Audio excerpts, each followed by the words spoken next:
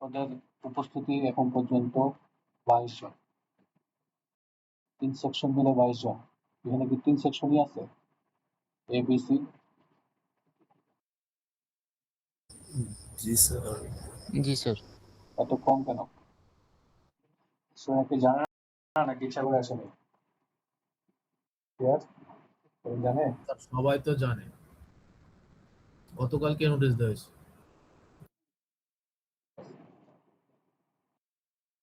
আপনারা অনলাইনেও কেউ থাকে না বলতে পারবেন? অনলাইনেও কেউ থাকে না, আপনাদের কি অনলাইন ভালো লাগে না নাকি?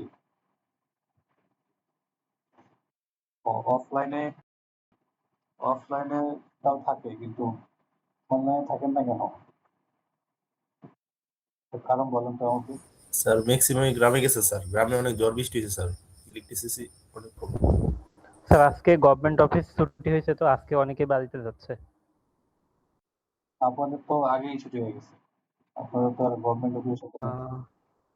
জি স্যার, আমাদের আগেই ছুটি হয়ে গেছে, কিন্তু অনেকের ফ্যামিলি আসলে আর কি ছিল ঢাকাতে, তারা। আচ্ছা আচ্ছা, ফ্যামিলি। তার মানে 28 জন আপনারা। আচ্ছা ঠিক আছে, ঠিক আছে, আমাদের ক্লাস শুরু করি।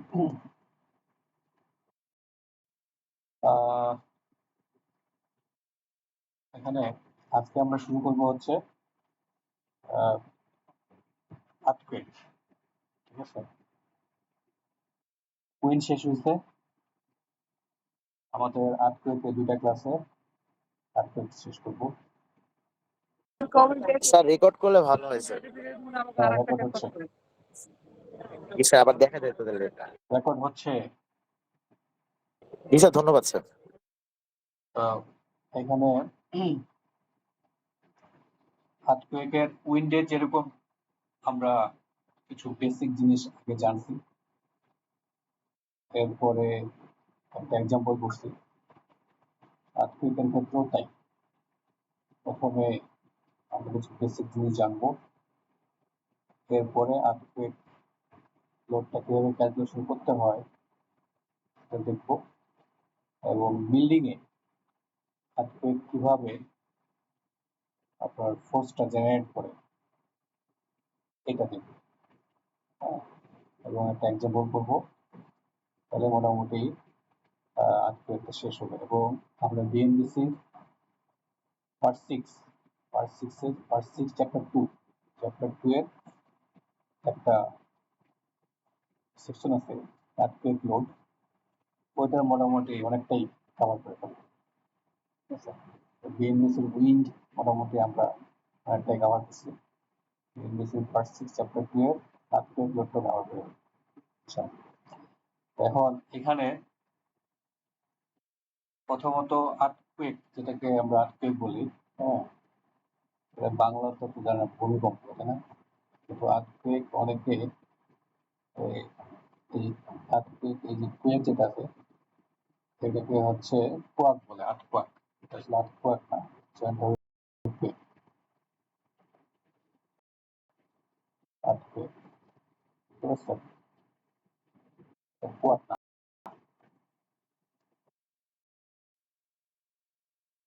এটা না, জানতে হবে আর্থকুয়েক।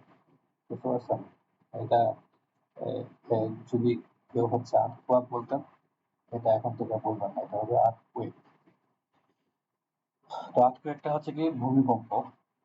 এখন আমরা দেখবো যে ভূমিকম্প কেন হয়। আপনারা কি জানেন ভূমিকম্প কেন হয়? একটু বলেন তো, ভূমিকম্প কেন হয়? ভূমিকম্প হওয়ার কারণ কি? স্যার ভলকানিক এরাপশনের জন্য হয় স্যার, হচ্ছে প্লেট গুলোর স্যার মুভমেন্টের কারণে হয়। মুভমেন্ট কেন হয়? ওকে, ঠিক আছে।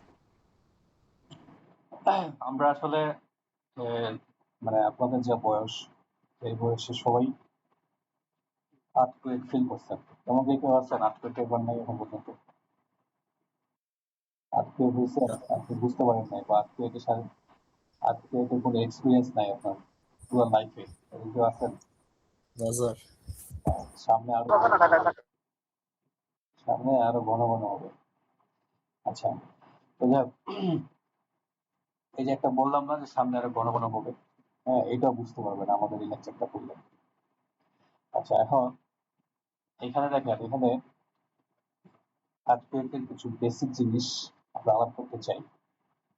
প্রথমত আলাপ করতে চাই যে আমাদের আর্ট, মানে আমাদের যে পৃথিবীর এই স্ট্রাকচারটা কেমন এবং জিওলজিটা কেমন। জিওলজি খুব ডিপ আমরা যাবো না, কিন্তু আজকে জানতে গেলে এই জিওলজিটাও আপনার একটু বুঝতে হবে। যতটুকু বুঝলে আজকে এই জিনিসগুলি বেসিক জিনিসটা কাভার হবে, সেটুকু ততটুকু আমরা আলাপ করবো বেশি। তারপর আমরা জানবো যে কেন আর্টক্রেকটা হচ্ছে, পিছনের কারণটা কি, তো আর্টক্রেকটা কিভাবে হয়। তারপর আর্টক্রেকের কিছু টার্মিনোলজি আছে সেগুলো আমাদের জানতে হবে। আরো কিছু টার্মিনোলজি আছে এগুলো আমরা জানবো, এবং বাংলাদেশে আর্টক্রেকের হিস্টোরিটা একটু দেখতে চাই। আর্টক্রেক নিয়ে এই যে শুরু হইলো আপনাদের 311-এ, আর্টক্রেক নিয়ে এখন সারা জীবনেই লাগবে আমাদের। 4-1-এ লাগবে, 4-2-এ লাগবে। আপনি যদি স্ট্রাকচার ইঞ্জিনিয়ারের দিকে যান, তারপর তো প্রতিদিনই আর্টক্রেকটা দিয়ে করতে হবে, আর্টক্রেকের প্যারামিটার লাগে। এছাড়া আমাদের ইঞ্জিনিয়ারিং ফিল্ডের অলমোস্ট প্রত্যেকটা ফিল্ডে আপনাকে আর্টক্রেকের সাথে মুখোমুখি করতে হবে। আর্টক্রেক সম্পর্কে বুকস কিন্তু চলে আসবে, এটা সময় নিয়ে বুঝে শুনে এটা ভালো মতো করে জানতে হবে আপনাকে। এখন আমাদের প্রথমে দেখি আমাদের আর্ট, পৃথিবীর স্ট্রাকচারটা কেমন, বা এটা জিওলজিটা কেমন। আমরা মানে হিউম্যান আমরা যেই তাতে দাঁড়াই আছি, মাটিতে দাঁড়াই আছি, এটাকে বলে আর্থ সারফেস। আচ্ছা, আর্থের সারফেস, তো এটাই আসলে আপনার পৃথিবী না। মানে আপনি যদি গর্ত করতে থাকেন, গর্ত, ঠিক আছে, মনে করেন আপনার কাছে কোনো একটা মেশিন আছে, এরকম সমস্যা আছে যে আপনি এখান থেকে গর্ত করা শুরু করছেন, গর্ত করতে করতে করতে করতে করতে করতে একবারে পৃথিবীর সেন্টারে চলে যাবেন, ঠিক আছে। তাহলে প্রত্যেকটা ক্ষেত্রে আপনি আর্থের মানে পৃথিবীর যে জিওলজিটা, এটা বিভিন্ন রকমের রূপ দেখতে পাবেন, এক এক জায়গায় এক এক রকমের রূপ, ঠিক আছে। আমি এটা বলতে চাই, আমরা তো এই পৃথিবীতে হাঁটলে মাটি দেখতে পাই, হ্যাঁ, এটা পুরোটাই কিন্তু মাটি না, ঠিক আছে, পুরোটাই কিন্তু মাটি না। এটা আপনি মাটি যদি গর্ত করে সেন্টার পর্যন্ত যান, গর্ত করতে করতে সেন্টার পর্যন্ত যান, দেখবেন এক এক জায়গায় এক এক টাইপের জিনিস। কি কি জিনিস দেখতে পাবেন আপনি? অ্যাকচুয়ালি মাটি, হ্যাঁ, মাটি পাবেন হচ্ছে মাত্র 0 থেকে 100 কিলোমিটার পর্যন্ত মাটি পাবেন, 100 কিলোমিটার পর্যন্ত সার্ফেস থেকে যদি গর্ত করতে থাকেন, তাহলে মোটামুটি 100 কিলোমিটার পর্যন্ত মাটি পাবেন। এরপরেই দেখবেন যে লাভা, ঠিক আছে, এরপরে দেখতে পাবেন হচ্ছে লাভা, যে লাল, লাল কালার এবং লাভা পাবেন। এবং আরো ভিতরে যদি চলে যান সেন্টারে, তখন দেখতে পাবেন যে বিশাল বড় লোহা, একবারে লোহা, এই পুরোটাই লোহা। এটা থেকে যে ছাই কালার যেটা, এটা পুরোটাই লোহা। উপরে লিকুইড লোহা, নিচে হচ্ছে সলিড লোহা। তো কাজেই আমি যদি সারফেস থেকে পৃথিবীর সেন্টারে যেতে চাই, এটার ব্যাসার্ধটা হচ্ছে 6,378 কিলোমিটার, 6,000, অ্যাপ্রক্সিমেটলি 6,400, 6,400 কিলোমিটার সেন্টার থেকে তারপর সারফেস থেকে, বিশাল। 6,378 কিলোমিটারের মধ্যে আপনি আমরা যেটা মাটি বলতেছি, মাটি, এটা মাত্র হচ্ছে 0 থেকে আপনার 10 থেকে 100 কিলোমিটার। আচ্ছা, খুবই অল্প জায়গা, খুবই অল্প জায়গা হচ্ছে মাটি। এই বাদে বাকি পুরোটাই হচ্ছে লাভা, অথবা হচ্ছে লোহা, গলিত লোহা অথবা সলিড লোহা, ঠিক আছে। তো যে অংশটা আপনার লোহা, ওইটা ওইটাকে দুটা পার্টে ভাগ করা হয়েছে। একবারে সেন্টারের দিকে এটা হচ্ছে সলিড, সেন্টার থেকে একটু উপরে গেলে এটা হচ্ছে লিকুইড, মানে এটা ফেরাফেরি লোহার সমুদ্র এটা। তো এটাকে পুরোটাকে বলা হয় কোর, পুরোটাকে বলা হয় কোর। কোরের ঠিক উপরে যেটা হচ্ছে মাটি না, লাভার মতো, সেটাকে বলে ম্যান্টেল। ঠিক আছে, এটাকে বলে ম্যান্টেল। আর আমরা যে জায়গাটাতে আছি হিউম্যান, আমাদেরটাকে বলা হচ্ছে ক্রাস্ট। বুঝা গেল? তার মানে আমরা বলছি আপনি যদি মোটা থাকে পৃথিবীর বিভিন্ন পৃথিবীর নিচের যে বৈচিত্র্যটা, এটা যদি ভাগ করতে চান, মোটাটাকে আপনি তিন ভাগে ভাগ করতে পারেন। একটা হলো ক্রাস্ট, ক্রাস্টের নিচে ম্যান্টেল, ম্যান্টেলের নিচে হলো কোর। কোর যেটা, এটা হলো দুইটা পার্ট, ইনার কোর আর একটা আউটার কোর। ইনার কোরটা পুরোটা সলিড লোহা, একটা সেন্টারে, বুঝছেন?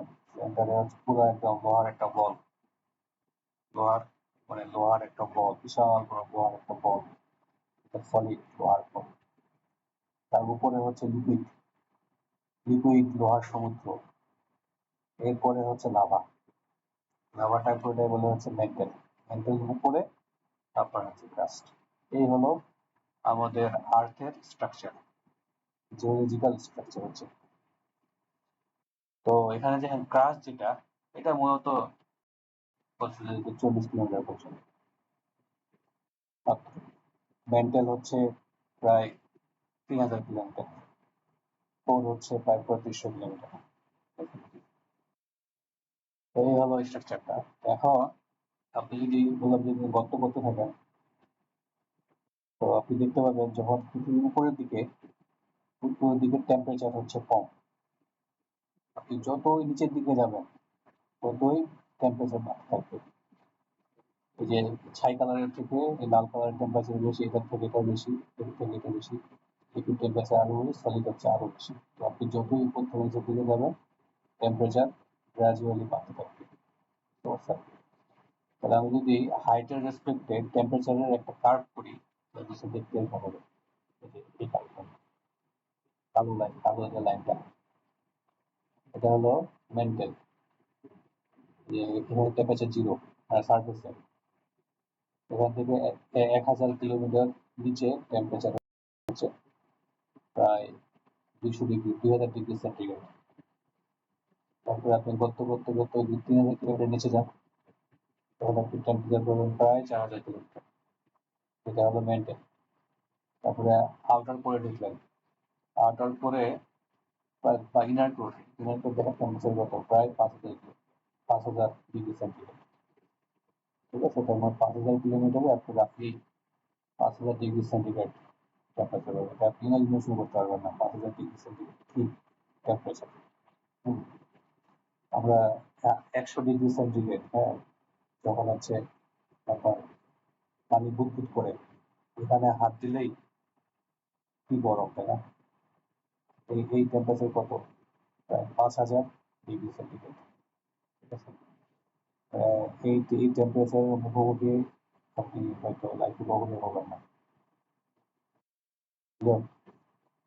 এখন আমরা দেখতে পাচ্ছি যে টেম্পারেচার ডেট বাড়ার সাথে সাথে গ্রাজুয়ালি টেম্পারেচারটা বাড়তে থাকে, এবং সবচেয়ে বেশি টেম্পারেচার ইনার করে। এই যে টেম্পারেচার এবং হচ্ছে আমাদের যে ক্রাস্ট, এগুলি আসলে আটকে পড়ার পিছনের কারণ। টেম্পারেচার এবং হচ্ছে আমাদের যে ক্রাস্ট, এটা অ্যাকচুয়ালি হওয়ার কারণ। কেন? কারণটা হলো এটা কারণটা কেন, এটা আমি পরে বলতেছি, একটু বলে দিতে হবে। এটাকে বললাম হচ্ছে আর্থকুয়েকের মানে আমাদের আর্থের স্ট্রাকচার এবং জিওলজি। এখন কি কি কারণে আর্থকুয়েক হতে পারে? আপনারা একটু আগে বলছেন যে আর্থকুয়েক মানে কিন্তু ভূমি, ভূমি যখন হচ্ছে কাঁপবে, মাটি কাঁপাটাই হচ্ছে earthquake। তো বিভিন্ন কারণে আপনার আর্থকুয়েক হতে পারে। বলেন। স্যার ক্রাস্টের লেন্থ অ্যাকচুয়ালি কত, 100 কিলোমিটার নাকি 16 থেকে 40 কিলোমিটার? এটা 0 থেকে 100 কিলোমিটার। এখানে তো বলা আছে যে তাহলে আবার এটা কি স্যার লেন্থ নাকি মানে একটা ক্লাস 16 থেকে 40 কিলোমিটার মেন্টাল এটা ডিপেন্ড করে এটা আপনি আচ্ছা এটা যদি আপনি সমুদ্র চিন্তা করেন সমুদ্র হ্যাঁ সমুদ্রের পৃষ্ঠ থেকে কি 100 কিলোমিটার হবে? না কম হবে। কম আবার হবে যদি পাহাড় হয় পাহাড়ের চূড়া থেকে তাহলে 100 হতে পারে 100 বেশি হতে পারে এইটাও একটা আপনার ডিপেন্ড করবে। এই জন্য আমি এটা আচ্ছা একজ্যাক্ট কোনো নাম্বার বললাম না। আপনি কোথা থেকে মাপতেছেন ওটা ফ্যাক্ট, জি স্যার কোথা থেকে মাপতেছেন ওটা ফ্যাক্ট। আপনার ক্রাশ কত কিলোমিটার হবে, তাহলে এটা কখনোই আপনাকে বলবো না কত ক্রাশটার লেন্থ, বিভিন্ন জায়গায় বিভিন্ন রকম হবে। তো রাফলি এটা 0 থেকে 100 কিলোমিটার হতে পারে। ঠিক আছে? কথা হচ্ছে আপনি 10 কিলোমিটার পরেই হয়তো পাই যাবেন এই মেন্টাল। ঠিক স্যার কথা হচ্ছে আপনি জি স্যার সারফেসও মেনটেন করবেন। কিছু কিছু জায়গায় দেখেন না যে লাভা উঠতেছে, ওখানে কি ওখানে লাভা অলরেডি সারফেস পর্যন্ত চলে আসছে, এরকম হচ্ছে। সেটা ডিপেন্ড করবে।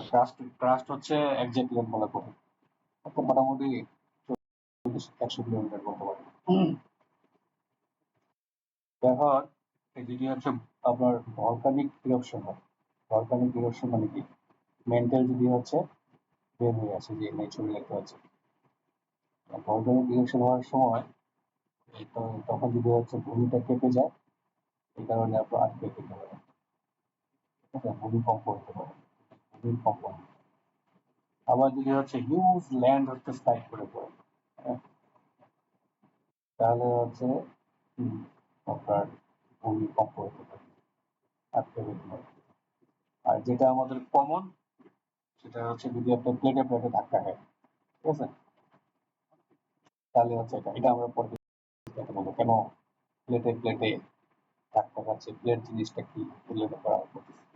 এসব কারণে আমরা হচ্ছে আপডেট হতে পারে। হ্যাঁ, এখন এই যে জিনিসটা যেটা হচ্ছে প্লেটের সাথে প্লেটের ধাক্কা খেয়ে আটকে পড়ছিল, এটা আমাদের জন্য কমন একটা সিনারিও। এই জিনিসটা একটু বুঝতে হবে, জিনিসটা কি।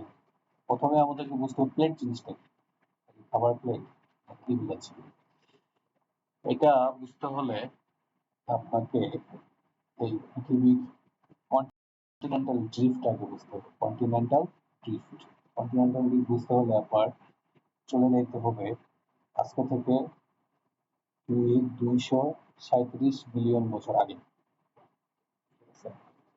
আজকে থেকে 237 বিলিয়ন বছর আগে পৃথিবীর যত ভূমি সব এক জায়গায় ছিল, বুঝছেন? এই যে ইউএসএ বলেন, ইউরোপ বলেন, আফ্রিকা বলেন, এশিয়া বলেন, সব এক জায়গায় ছিল। সবুজ হলুদ যে কালারটা, এটা হচ্ছে ভূমি, আর নীল কালারটা পানি। হ্যাঁ, এই ছিল সমুদ্র, সব একসাথে কি বলে হচ্ছে গিয়ে মাটি একটা ছিল, বুঝতে পারছেন? এরপরে আস্তে আস্তে করে এইগুলি হচ্ছে ছুটা শুরু করছে, আস্তে আস্তে করে তারপর একটার সাথে আরেকটা একদিকে সরে যাচ্ছে, কারণ এটাকে ধাক্কা খাচ্ছে, এই ঘটনাটা হচ্ছে হওয়া শুরু করছে। হইতে হইতে হইতে এখন আমাদের এই পৃথিবীর এই অবস্থা হচ্ছে। তো এই জায়গায় আসার আগে এই যে আমাদের স্বাভাবিকভাবে একটা কোশ্চেন তৈরি হচ্ছে যে কেন একসাথে ছিল মাটিটা বা সার্ফেসটা, সেটা কেন আলাদা হচ্ছে, আলাদা হওয়ার কারণটা কি। মানে মাটি যদি সরে যেতে হয়, ড্রিফট হতে হয়, তাহলে তো অনেক এনার্জি লাগবে। আপনি একটা মহাদেশ নিয়ে সরে যাচ্ছেন, আফ্রিকা মহাদেশ আস্তে আস্তে সরে যাচ্ছে, ইউরোপ মহাদেশ সরে যাচ্ছে, এটা সরতে গেলে তো অনেক হিউজ এনার্জি নিয়ে সরতে হবে, তাই না? তো এটা কেন সরতেছে, কিভাবে সরতেছে, আচ্ছা এটা বুঝতে হলে আপনি এখানে চলে যাবেন। আপনি একটা চিন্তা করেন যে একটা পুকুর চিন্তা করেন, পুকুর, হ্যাঁ, একটা পুকুর চিন্তা করেন, সিম্পল একটা পুকুর চিন্তা করেন। তাহলে একটা পুকুর আছে, একটা পুকুর, এখানে হচ্ছে পানি আছে, পানি, ঠিক আছে? আর এখানে ছোট্ট করে একটা গাছের পাতা আছে, এটা হচ্ছে গাছের একটা পাতা, এটা বলে ওয়াটার। আচ্ছা, এখন এই এই যে ওয়াটারটা পানিটা যদি হচ্ছে কোনো কারণে সরে এদিকে সরে যায়, এদিকে পানিটা যদি এদিকে সরে, তাহলে কি পাতাটা আর তার তার জায়গায় থাকবে? পাতাটা কি স্থির না থাকবে? স্যার। পাতাটা কি বলবে? পাতাটা কিন্তু সরবে, রাইট? এখন এই যে এখানে দেখেন, আমরা আমরা যে পৃথিবী দেখতেছি, এই যে এটা কাইন্ড অফ পুরার পাতার ঘটনার মতো। এই নিচে যে পুরোটাই হচ্ছে আপনার একটা সমুদ্র মতো, গলিত সমুদ্র এটা। তার উপরে আমাদের যে ক্রাস্টটা আছে জাস্ট একটা পাতার মতো। হুম। এখানে যদি হচ্ছে তারপর নিচের দিকে যদি মুভ করা শুরু করে তাহলে এটা যেহেতু সরবে, উপরে ক্রাস্টটাও তারপর মুভ করবে। এটা কি বোঝা যায় কি বললাম? মেন্টাল কিন্তু লিকুইড জিনিস, লাভাগুলো কিন্তু লিকুইড। তার উপরে সলিড আমরা যে সারফেসটা আছে সয়েল, এটা মাত্র হচ্ছে আপনার ম্যাক্সিমাম 100 ডিগ্রি। তো তার নিচে পুরোটাই হচ্ছে একটা পুকুরের মতো লিকুইড সমুদ্র। তার উপরে আছে আপনার ছোট্ট টিপের একটা ক্রাস্ট। তো নিচের এগুলা যদি কোনো কারণে হচ্ছে আপনার সরে যায়, মুভ করে, ডেফিনেটলি উপরের এটা সরবে। এটা কি বোঝা যায় কি বললাম? জি স্যার। এখন কোশ্চেন হচ্ছে নিচের এগুলা কেন সরবে? নিচের এগুলা যদি এটাকে বললাম যে সরবে, এটা কেন সরবে? এটা খুব স্বাভাবিকভাবেই সরবে। আপনার ছোটবেলায় আপনার পরিসরণ করছিলাম না, এই ফিগারটা দেখেন, তাপের সঞ্চালন কিরকম ছিল? যে ধরে মনে করেন এই জায়গায় এটা একটা পাত্র, এই পাত্রের মধ্যে আপনি পানি দিচ্ছেন, দিয়ে নিচে হচ্ছে হিট দিচ্ছেন চুলা থেকে, চুলার উপরে এই পাত্র বসাইছেন আর এখানে পানি রাখছেন। কি ঘটনাটা ঘটবে? যেহেতু নিচের দিকে টেম্পারেচার বেশি, কম্পারেটিভলি উপরের দিকে টেম্পারেচার কম, কাজে নিচের যে বেশি টেম্পারেচারের যে পার্টিকেল গুলো আছে, ওয়াটারের পার্টিকেল গুলো আছে, সে হচ্ছে এনার্জিটা অ্যাবজর্ব করে সে তার ডেন্সিটি কমে যায়। ঠিক আছে, তার ডেন্সিটিটা চেঞ্জ হচ্ছে। ডেন্সিটি কমে গেলে সে হালকা হয়ে যায়। হালকা হলে সে কি করবে? সে উপরের দিকে উঠে যাবে। ওই পার্টিকেলটা যখন উপরের দিকে উঠবে তখন তার জায়গাটা তো ফাঁকা হয়ে যাচ্ছে, জায়গাটা একটা শূন্য স্থান হয়ে যাচ্ছে, ফাঁকা হয়ে যাচ্ছে। এই ফাঁকা শূন্য স্থানটা পূরণ করার জন্য তার থেকে কম্পারেটিভলি ভারী যে পার্টিকেলটা এটা তার জায়গাটা দখল করবে। তো যে পার্টিকেলটা দখল করার জন্য এখানে আসলো, সেও হচ্ছে কিছুক্ষণ পরে তার টেম্পারেচার বেশি গেইন করে, তারও ডেন্সিটি কমে যাবে। সেও কি করবে? সেও তখন উপরের দিকে চলে যাবে। তখন তার থেকে কম্পারেটিভলি বেশি ডেন্সিটি যে পার্টিকেলটা সেটা নিয়ে ভালো। এই ঘটনাটা ঘটতেই থাকবে, ক্রমান্বয়ে ঘটতেই থাকবে। ঠিক আছে, এই জন্য দেখা যায় যে আপনি যখন পানি গরম করতে শুরু করেন, যদি খেয়াল করবেন দেখবেন যে কিছুক্ষণ যখন হিট হওয়া শুরু করবে তখন পানিগুলো মুভ করতেছে। বোঝা যায় জিনিসটা? পানি কেন মুভ করে এটা বুঝতে পারছেন? হয়তো আমরা ছোটবেলায় এটা জানতাম। আমার কথাটা বুঝতে পারছেন? জি স্যার। আচ্ছা, জি স্যার। কারণ সেম এই যে পরিচালনের যে ঘটনাটা, সেই ঘটনা এখানে ঘটবে আমাদের পৃথিবীতে। নিচে তো এটা ইনার কোর, অনেক টেম্পারেচার। যত ইনার কোর থেকে উপরের দিকে যাবেন টেম্পারেচার আস্তে আস্তে আস্তে করে কমতে সারফেসের টেম্পারেচার জিরো, জি বা সারফেস থেকে যত নিচের দিকে যাবেন টেম্পারেচার ততই বাড়তে থাকবে। তাহলে এখন এটা তো সলিড না, আমি বললাম এটা লিকুইড, মেনটেনটা পুরোটাই লিকুইড। লিকুইডের নিচের দিকে যে পার্টিকেল গুলি, এই পার্টিকেল গুলার টেম্পারেচার বেশি, পার্টিকেলের টেম্পারেচারটা বেশি। যেহেতু তার টেম্পারেচারটা বেশি, এই কারণে তার ডেন্সিটিটা কমে যায়। কমে গেলে সে কি করবে, সে উপর দিকে উঠতে যাবে। যখন উপর দিকে উঠতে যাবে এই জায়গাটা ফাঁকা হয়ে যাবে, ফাঁকা যেহেতু হয়ে যাবে এই জায়গাটা দখল করার জন্য তার থেকে বেশি ডেন্সিটির যে পার্টিকেল সেটা জায়গাটা দখল করতে আসবে। যখনই দখল করতে আসবে তখনই এই যে একটা মুভমেন্ট শুরু হবে ওয়াটার এটার মতো, বুঝছেন? এখন মেন্টালটা যদি মুভ করা শুরু করে তাহলে মেন্টালের উপরে যে চিকন ছোট্ট থিকনেসের ক্রাস্ট আছে সে কি বসে থাকবে, তার জায়গায় থাকতে পারবে? হুম? না স্যার। সেও হচ্ছে move করা শুরু করে দেবে। তো তাহলে এখানে দেখেন এই যে এখানে যে পেনজিয়াস সময় যখন পেনজিয়াসের সব পুরো পৃথিবী একসাথে ছিল,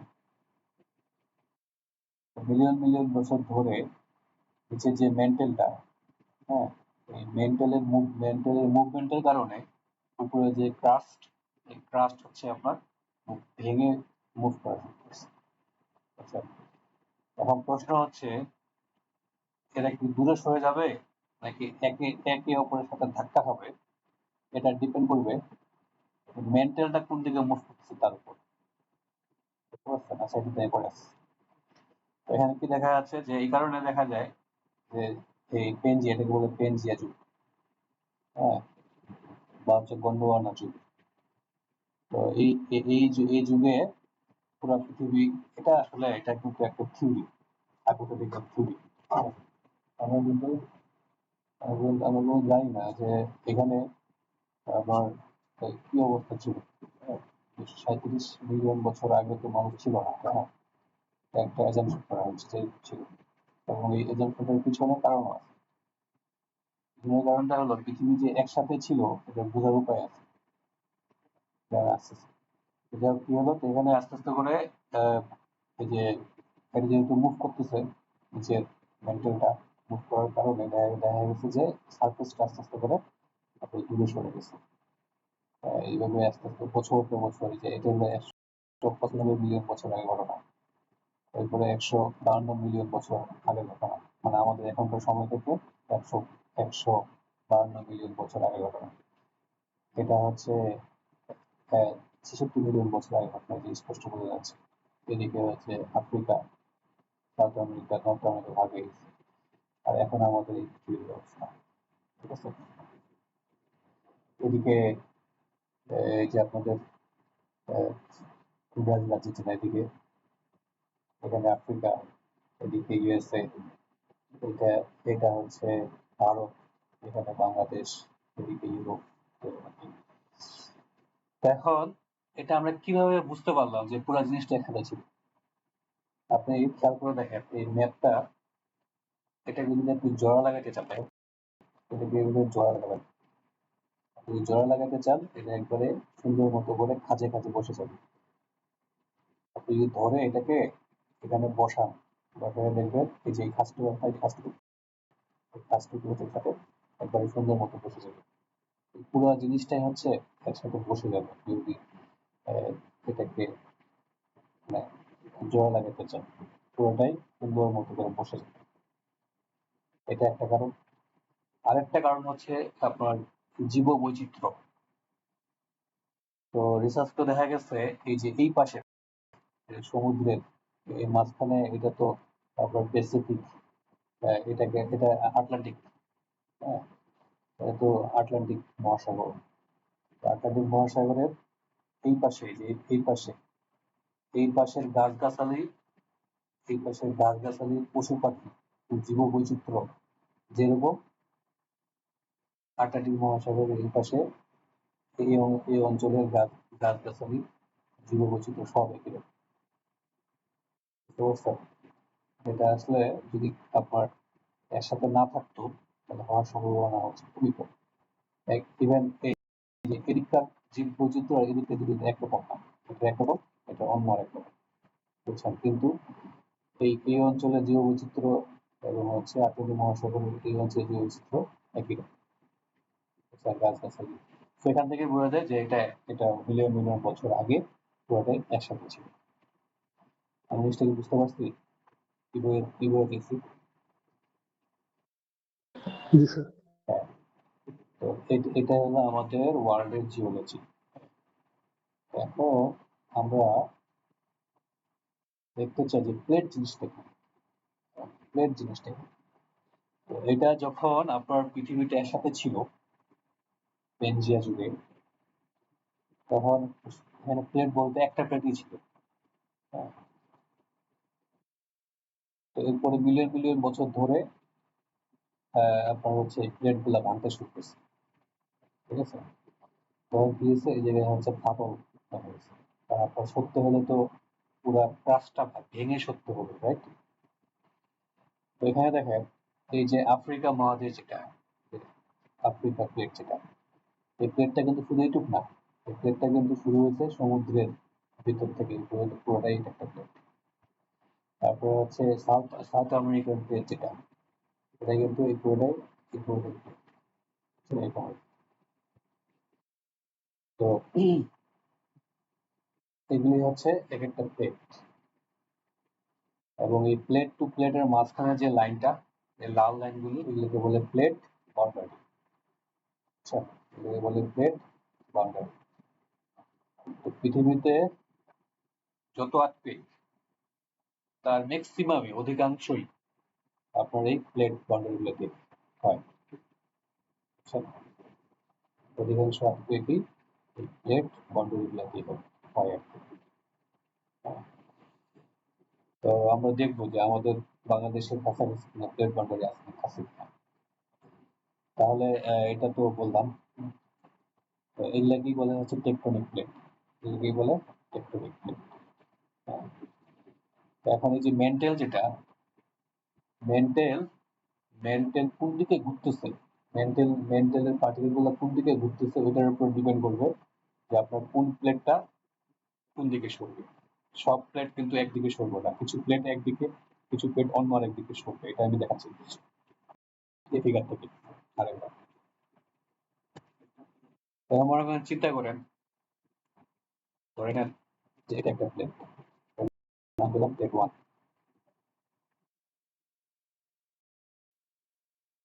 আর এটার নাম দিলাম হচ্ছে প্লেট 2। ঠিক আছে, ওই যে প্লেট 1 মানে আপনি হিউম্যান মনে করেন এখানে এই সারফেস থাকবে। প্লেট 1 এর নিচে, প্লেট 1 এর নিচের যেই মেন্টেলটা, এটা যদি এদিকে ঘুরে, মেন্টেলের পার্টিকেল গুলো এদিকে, আপনি কিন্তু জানবেন না যে কোন মেন্টেল কোন দিকে ঘুরতেছে। ঠিক আছে, এটা আল্লাহ ছাড়া কে কারোর পক্ষে বলা কঠিন। তো এখন কি বলা হচ্ছে, এখানে তো আপনার বিশাল কি বলে মেন্টালি সমুদ্র। হ্যাঁ, এটা কোন দিকে ঘুরতেছে, ক্লকওয়াইজ ঘুরতেছে নাকি অ্যান্টি ক্লকওয়াইজ ঘুরতেছে না কি হচ্ছে, এটা কিন্তু বলা খুব কঠিন। পার্টিকেল গুলো এক এক সময় এখান থেকে পুরা হতে পারে। হ্যাঁ, তা ধরে নেন এই যে কি বলে হচ্ছে গিয়ে প্লেটের নিচের মেন্টেল, এটা যদি ক্লকওয়াইজ ঘুরে, এটা যদি ক্লকওয়াইজ ঘুরে, আর এদিককার যে আরেকটা প্লেট আছে, এই প্লেটটা যদি আপনার অ্যান্টি ক্লকওয়াইজ ঘুরে, এই প্লেটের নিচের মেন্টেল যদি অ্যান্টি ক্লকওয়াইজ ঘুরে, তাহলে এখানে কি হবে? এখানে এটা ক্লকওয়াইজ ঘুরতেছে, ক্লকওয়াইজ ঘুরলে এই প্লেটটা দুই প্লেটের মাঝখানে একটা ক্র্যাশ। এদিকে সরবে, আর এটা অ্যান্টি ক্লকওয়াইজ ঘুরলে এটা কোন দিকে যাবে? এদিকে যাবে। তাহলে মাঝখানে এই জায়গাটা কি হবে?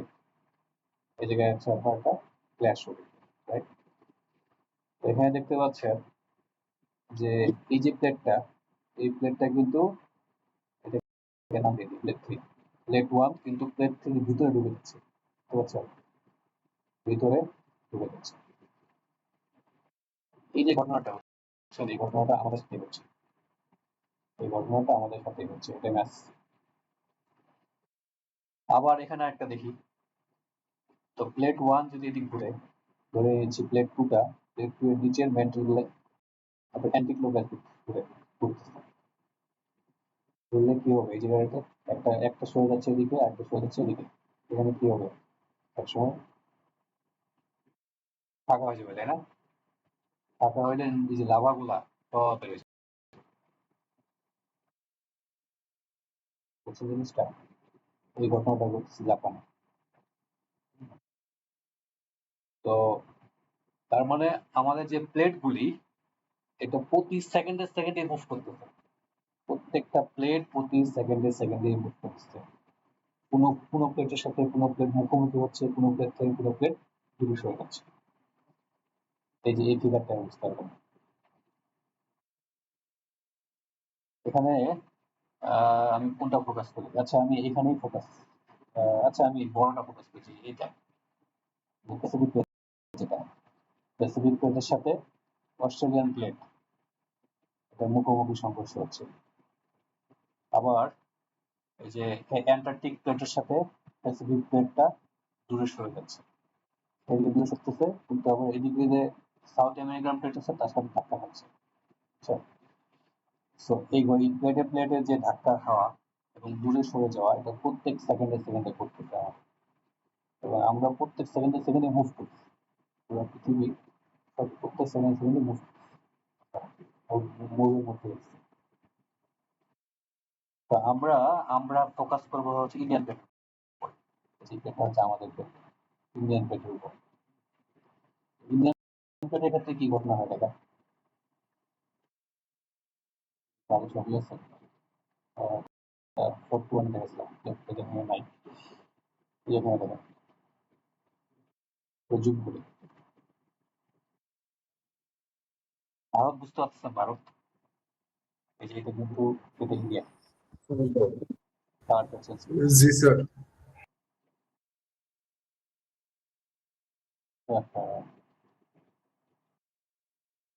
এটা হচ্ছে ইন্ডিয়া, আর এই যে এই জায়গাটা হচ্ছে বাংলাদেশের জায়গা,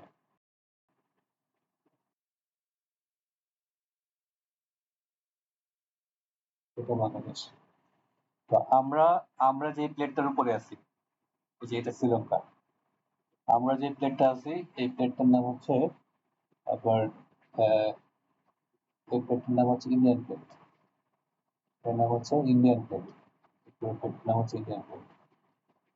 এবং আমাদের পাশে যে প্লেটটা আছে, যে আমাদের সাথে এখানে যে প্লেটটা আছে এটা অনেক বড় প্লেট, এই যে প্লেটটা পুরা হচ্ছে ইউরোপ, রাশিয়া, চীন যা আছে পুরোটা মিলে হচ্ছে একটা, এটার নাম হচ্ছে ইউরো এশিয়ান প্লেট, এটার নাম হচ্ছে ইউরো এশিয়ান প্লেট, আর আমাদের নামটা এটা হচ্ছে ইন্ডিয়ান প্লেট।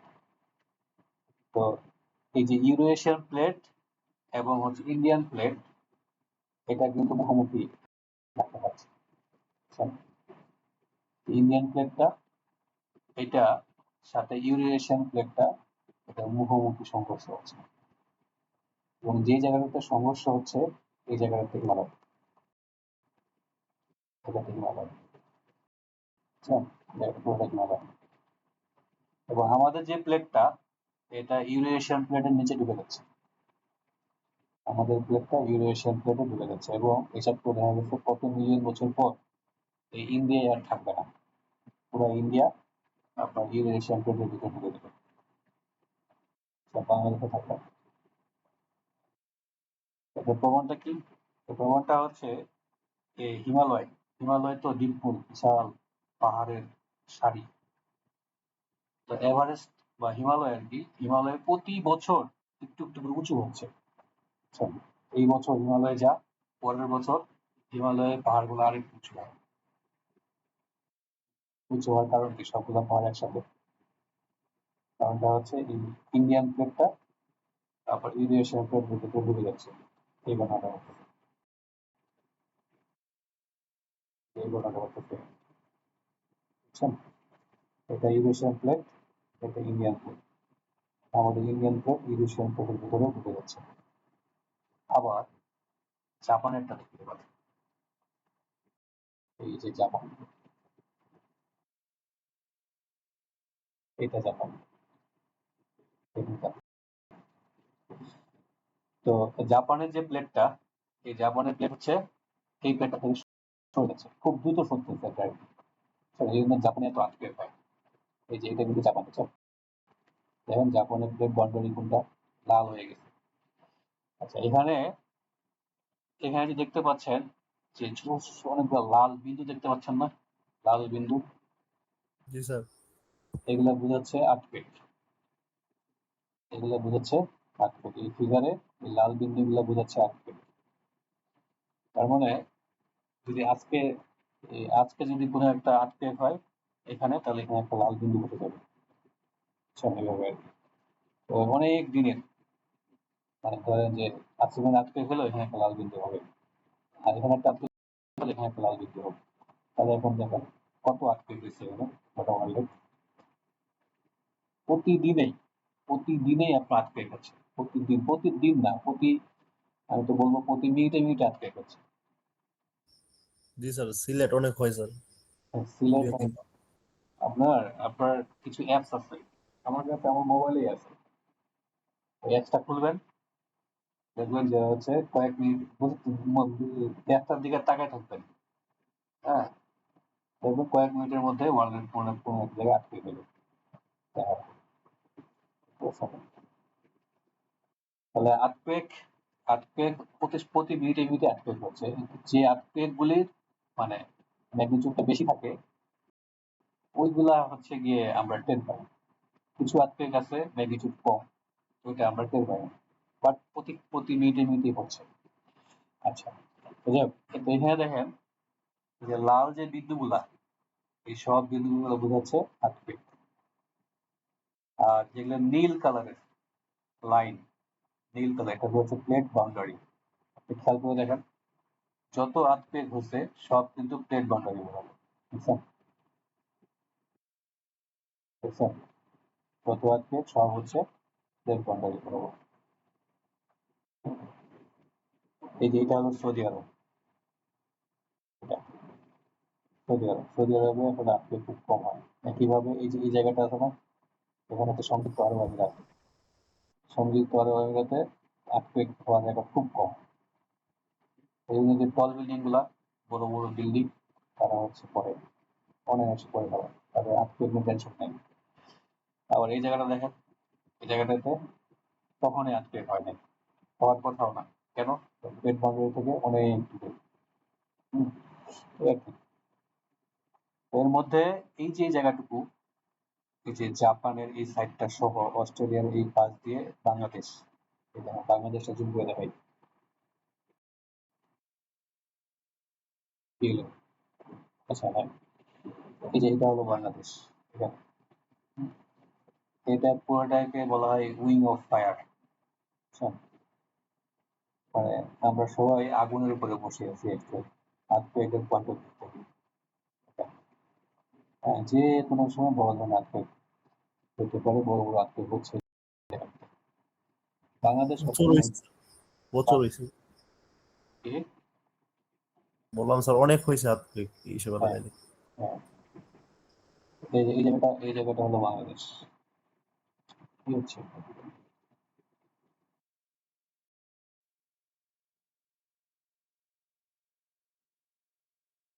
এই জায়গাটা হলো বাংলাদেশ। বুঝছেন? আমাদের আশেপাশে হাজার হাজার আর্থকুয়েক চারপাশে। কাজেই আমাদের জন্য আর্থকুয়েক রেজিস্ট্যান্ট ডিজাইন করা হচ্ছে ফরজ। আর্থকুয়েক ডিজাইন করা ফরজ। এছাড়া আমাদের বিল্ডিং গুলো কেন টিকে থাকবে না। আর আপনি যদি এখানে একটা বিল্ডিং করেন, এখানে, এটা এই যে জায়গাটা কোথায় হবে এটা? এখানে মিশর, তাই না? মিশর এই জায়গায়। এই জায়গাটার নাম কি? মিশরের পাশে। এখানে sir Algeria. Sudan. Sudan. Sudan. Algeria. Algeria, Sudan. এই জায়গাটাতে আপনার আর্থকুয়েক নিয়ে টেনশন না করলেও হবে। সৌদি আরবের এই আর্থকুয়েক টেনশন না করলেও হবে। সংযুক্ত আরব আমিরাতে আর্থকুয়েক টেনশন না করলেও হবে। ব্রাজিলের এই সাইডগুলোতে আপনার আর্থকুয়েক টেনশন না করলেও হবে। ইভেন আপনার ইউএস এর কিছু কিছু জায়গায় আর্থকুয়েক, ইউএস এর ক্যালিফোর্নিয়া, এই ক্যালিফোর্নিয়া সাইডটাতে প্রচুর আর্থকুয়েক হয়, কিন্তু এই সাইডে আর্থকুয়েক না, তারা এত অরিড না। বুঝছেন? কিন্তু আমাদের ক্ষেত্রে আমাদের কিন্তু আর্থকুয়েক নিয়ে ডিজাইন করা খরচ। জাপান তো এমন অবস্থা যে তারা আর্থকুয়েক, মানে তাদের কয়েকদিন পর পর আর্থকুয়েক হয়। আমাদের যেরকম বৃষ্টি হয়, ওদের আর্থকুয়েক হয়। তো ওরা পুরো সবকিছু এমন ভাবে করে ফেলছে তো রাতকে একটা ভয় পায় না। রাতকে হচ্ছে প্রথমে একটু দাঁড়িয়ে থাকে, ওরা জানে এক দুই মিনিট পর রাত শেষ হয়ে যাবে, তারপর আবার কাজ করা শুরু করতেছে, এটাই প্যানিক হয় না। যাই হোক, এখন আমাদের বাংলাদেশে কি অবস্থা? আমাদের বাংলাদেশে বাংলাদেশের ক্ষেত্রে কি অবস্থা? একটা ভালো ফিল আছে, একটা অন্য অন্য জায়গায় আছে, যে সমস্যা নাই। তো আমরা দেখতে পাচ্ছি যে বড় বড় আর্থকুয়েক গুলি সব প্লেট বাউন্ডারি গুলোতে হয়। বড় বড় আর্থকুয়েক গুলি, বড় বড় আর্থকুয়েক বলতে কি বোঝাচ্ছে এটা পরে আমরা আরেকটু দেখবো। ম্যাগনিটিউড, বুঝছেন না? ম্যাগনিটিউড 3, 4, 5, 6 রিক্টার স্কেল শুনছেন না? রিক্টার স্কেল শুনছেন? রিক্টার স্কেলের আর্থকুয়েক জি স্যার। ম্যাগনিটিউড 7, 4, 5। তো বড় বড় আর্থকুয়েক গুলি আসলে প্লেট বাউন্ডারি গুলিতে হয়, কিন্তু প্লেট বাউন্ডারি বাদেও আপনার আর্থকুয়েক হতে পারে। যেমন এখানে, যেখানে যে এখানে কোনো প্লেট বাউন্ডারি আছে নাই, এখানেও আর্থকুয়েক হয়েছে। হয়। একইভাবে দেখেন প্লেট বাউন্ডারি তো অনেক দূরে, এখানেও আর্থকুয়েক হতে পারে। প্লেট বাউন্ডারি ছাড়াও আপনার আর্থকুয়েক হতে পারে। এটাকে বলা হচ্ছে যদি হচ্ছে ফল্ট থাকে, ক্র্যাক থাকে, ক্র্যাক গুলাতে আর্থকুয়েক হতে পারে। তাহলে এখন কি আমাদের যে বাংলাদেশ, বাংলাদেশে আসি, এটা হলো বাংলাদেশের ফিগার। এই পাশে আমাদের হচ্ছে যে এই পাশে মায়ানমার, আর এদিক থেকে ইন্ডিয়া, ইন্ডিয়া এদিকে বে অফ বেঙ্গল, এদিকে ইন্ডিয়া। তো আমাদের যে প্লেট বাউন্ডারি, আমাদের প্লেট বাউন্ডারিটা কিন্তু এদিকে আছে, বা বাংলাদেশের উপর দিয়ে যায় নাই, বাংলাদেশ সাইড দিয়ে গেছে, ঠিক আছে। প্লেট বাউন্ডারির একটা ভালো ছবি ছিল কোথায়, দেখাতে ভালো হইতো।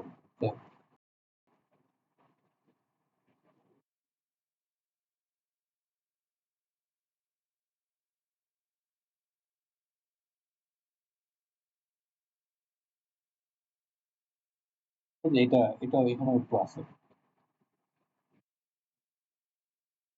এটা তো বাংলাদেশ। এই যে এটা এটা এটা প্লেট বাউন্ডারি, ঠিক আছে। এই যে এটা আছে না, এটা হচ্ছে প্লেট বাউন্ডারি, এটা, আর এটা হচ্ছে হিমালয়। তো আমাদের পুরো প্লেটটা, এই পুরো প্লেটটা হচ্ছে এই যে হিমালয় দেখতে পাচ্ছেন না, এদিকে হচ্ছে ইউরেশিয়ান প্লেট, এটা। আর এটা হচ্ছে আমাদের ইন্ডিয়ান প্লেট।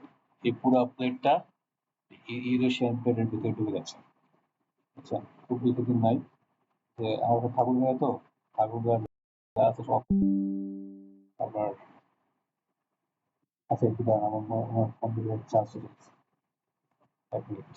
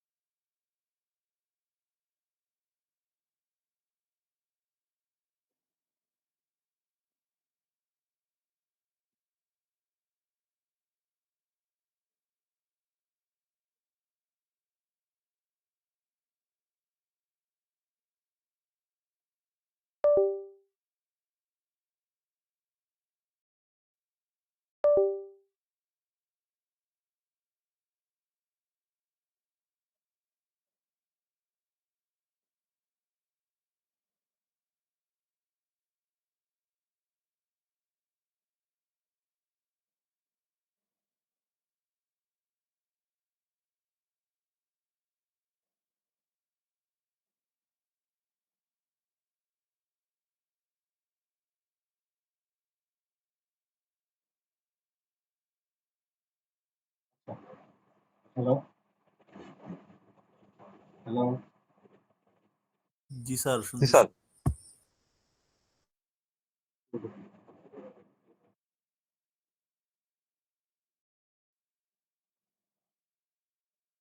ওকে, তো প্লেট বাউন্ডারির কথা বলছিলাম। এখন এই বাংলাদেশের ভিতরে আমাদের আশেপাশে অ্যাকচুয়ালি বড় বড় আত্মীয় যদি হয়, তাহলে এই জায়গাগুলো থেকে আসতে পারে।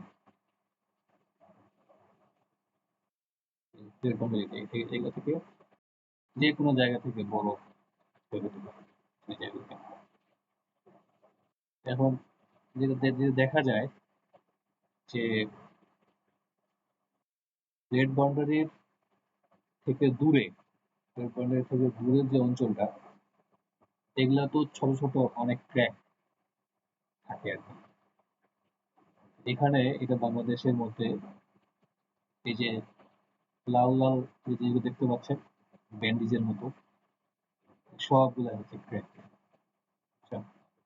বাংলাদেশের ভিতরে যে সবই হচ্ছে ছোট ছোট কতগুলো ক্র্যাক, ফাটল ফাটল বলে যেগুলো হয়, মাটির ভিতরে ফাটল।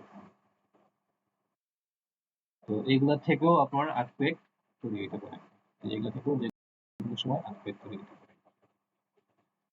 তারপর প্লেটের মুভমেন্টের কারণে এই যে ফাটলগুলা, এই ফাটলগুলো থেকেও আপনার আর্থকুয়েক তৈরি হতে পারে। এই জন্য আমাদের এই স্বস্তিতে বসে থাকার উপায় নাই যে আমাদের বাংলাদেশের ভিতরে আর্থকুয়েক হবে না। বাংলাদেশের ভিতরেও থেকেও আর্থকুয়েক হতে পারে। এবং রিসেন্টলি আমরা একটা ট্রেন্ড দেখতে পাচ্ছি যে আমাদের এই অঞ্চলটা স্যার, গোরাশাল হয়েছিল কিছুদিন আগে স্যার, বিশাল বড়। তো বলা হচ্ছে এই যে এই বরাবর রিসেন্টলি দেখা গেছে যে ঢাকার উপর দিয়ে এদিক দিয়ে নাকি একটা ফল্ট লাইন রিসেন্ট একটা শুনতে দেখা গেছে।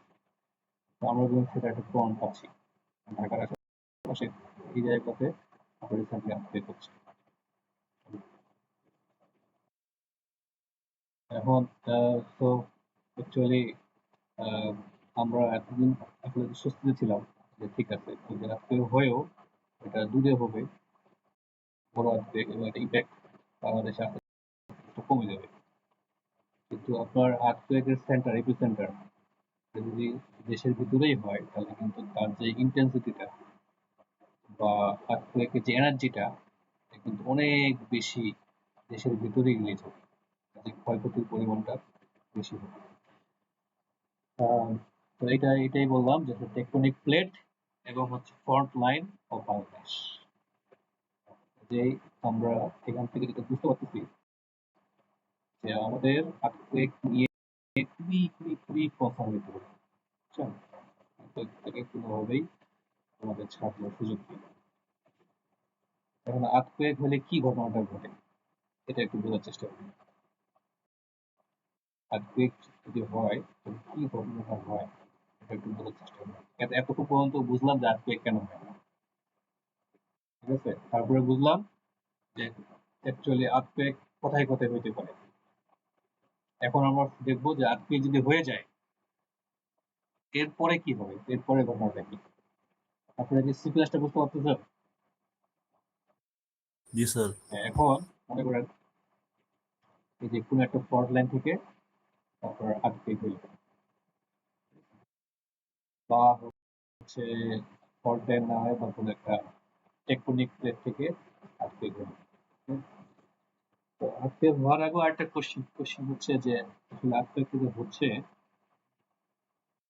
সত্যিকার অর্থে মানে কেন হচ্ছে, হ্যাঁ, এটা কিন্তু এখনো ক্লিয়ার হয়নি কেন আর্থকুয়েক হচ্ছে। এটা একটা কারণ আছে, এই কারণটা এখানে আছে, বা হচ্ছে আমি এই কারণটা এখান থেকেও ব্যাখ্যা করতে পারি, এই কারণটা আমি এখান থেকেও ব্যাখ্যা করতে পারি, দুই জায়গা থেকেই ব্যাখ্যা করবো, এখান থেকে করি আবার এখান থেকেও করি যে আর্থকুয়েক কেন হয়। এটা কিছুটা মুছে দিই।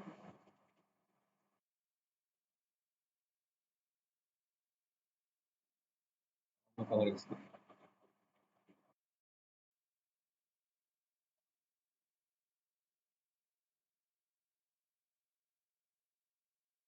সবুজ। দেখেন এই যে এটাই কি বলছিলাম, ছাই কালারের এটাই কি বলছিলাম বলেন, ছাই কালার এটা কি বলছিলাম, এটাকে এটার নাম কি ছিল? Sir plate. প্লেট, তাই তো? একটা নাম দিলাম প্লেট 1, এটাকে বললাম প্লেট 2। প্লেট জিনিসটা কি, কি বুঝবেন বলেন, প্লেট কি জিনিস, প্লেট কি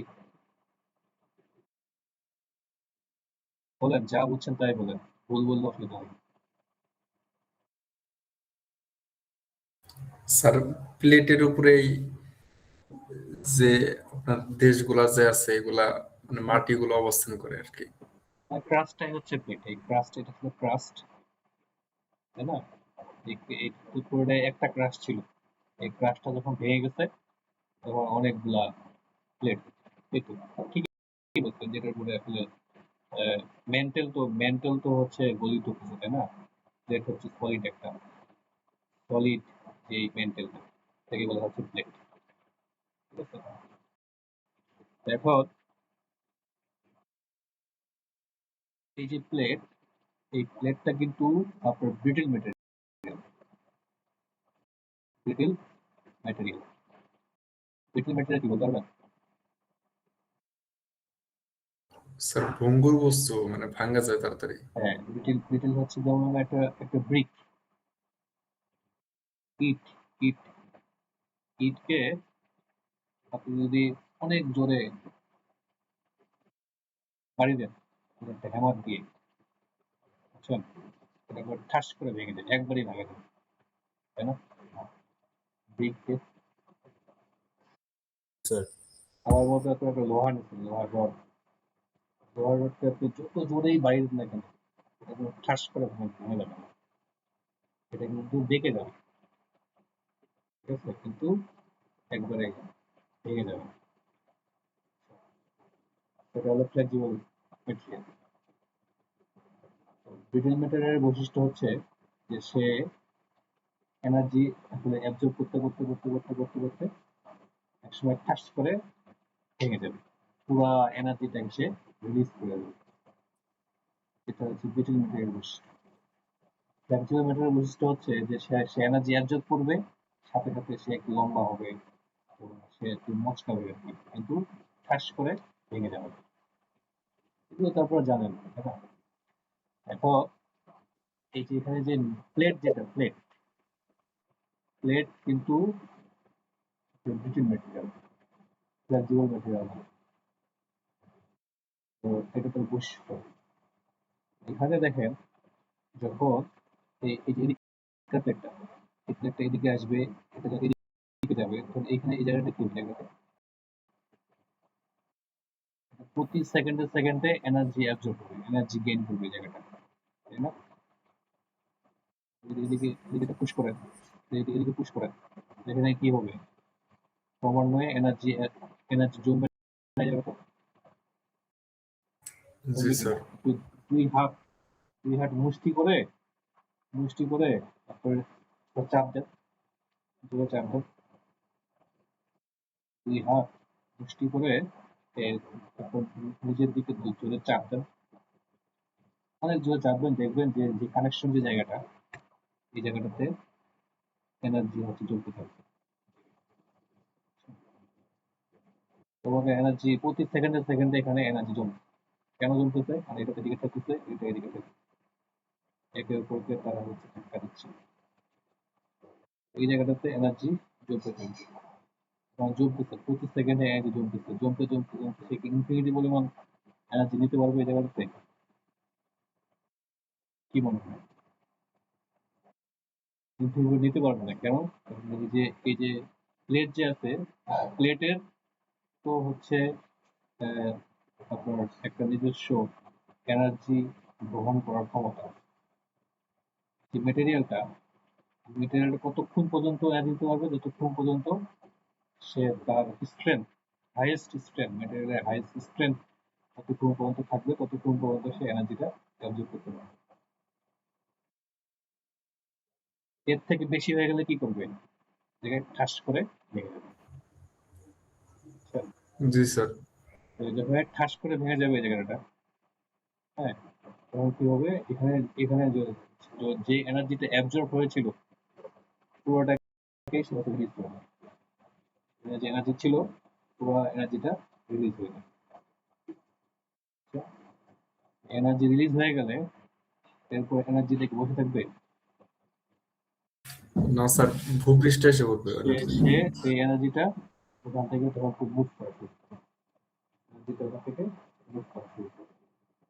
আচ্ছা, তো এটা ভালো একটা এক্সাম্পল হচ্ছে, আবার আমরা পুকুর চলে যাই।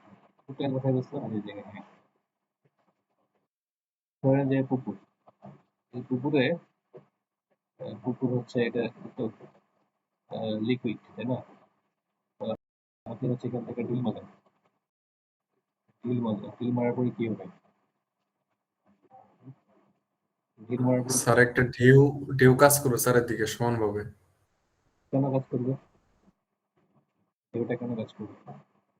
স্যার ওইখানে পানি সরে যাবে, সেজন্য এটা পূরণ হওয়ার জন্য ঢেউ ঢেউ হয়ে যাবে।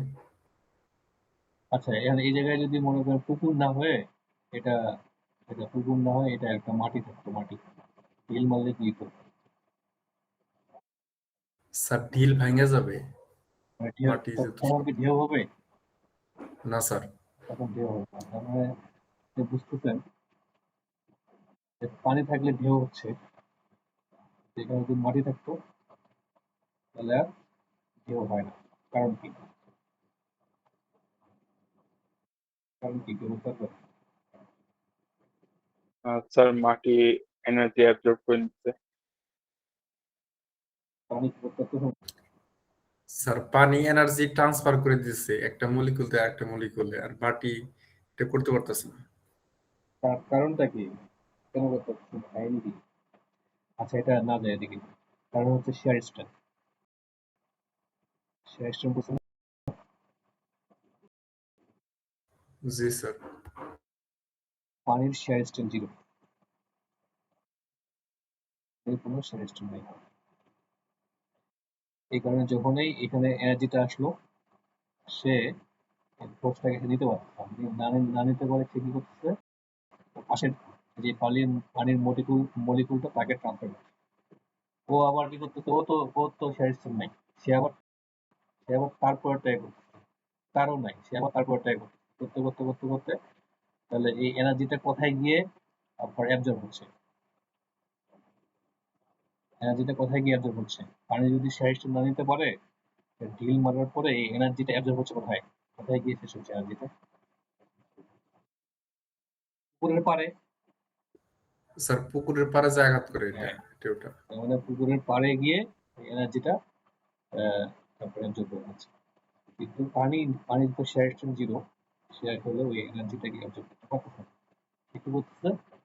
ওয়েভ আকারে এটাকে ট্রান্সমিট করে দিচ্ছে, ওয়েভ আকারে ট্রান্সমিট করে দিচ্ছে। ঠিক আছে?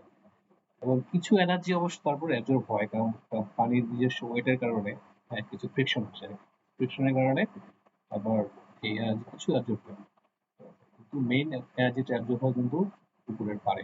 এই জন্য ঢিল মারলে আপনি একটা ঢেউ দেখতে পাবেন, এবং এই ঢেউটা তারপরে আলটিমেটলি যখন পুকুরের পাড়ে যায়, পাড়ে যাওয়ার পরে শেষ হয়ে যায়। হ্যাঁ, তো সয়েল যেটা, সয়েল মাটি, সয়েলের শেয়ার আছে, সয়েলের শেয়ার কিন্তু এত হয় না। শেয়ার, ঠিক আছে, খুব বেশি না। সয়েলও আপনার খুব বেশি শেয়ার নিতে পারে না। তো যখনই এখানে আর্থকুয়েক হয়, তখন এখানে এনার্জিটা তৈরি হয়, যে আছে, যখন এখানে এনার্জিটা তৈরি হয়, মানে আর্থকুয়েকের কারণে এনার্জিটা রিলিজ হয়ে যায়,